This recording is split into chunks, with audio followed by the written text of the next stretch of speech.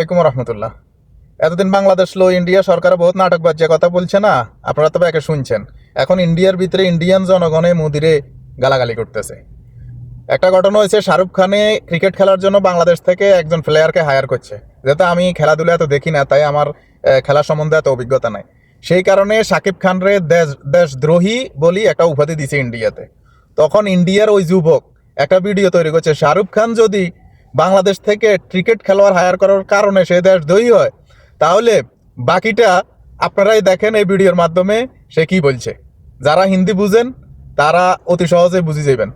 ঠিক আছে। जब बांग्लादेश के खिलाड़ी को रखने वाले शाहरुख खान देशद्रोही है, तो प्रधानमंत्री शेख हसीना को रखने वाले क्या है? बांग्लादेश को बिजली सप्लाई करने वाला अडानी क्या है? वो देशभक्त है रे, वो देशद्रोही नहीं है। तुम अनभक्त हो, गोबर और मूत्र खाओ और मोदी के बहकावे में रहो। এই ভিডিওতে দেখছেন সে কি বলছে। সে বলছে শাহরুখ খান যদি দেশদ্রোহী হয় ক্রিকেটারে হায়ার করার কারণে, তাহলে শেখ হাসিনাকে কেন ইন্ডিয়াতে রাখা হয়েছে? তাহলে কি মোদিজি দেশদ্রোহী ন? আবার বাংলাদেশে কারেন্ট সাপ্লাই দেয় যে ব্যক্তি, তার নাম এখানে আছে, তাহলে সে কি, সে দেশদ্রোহী ন? তারপর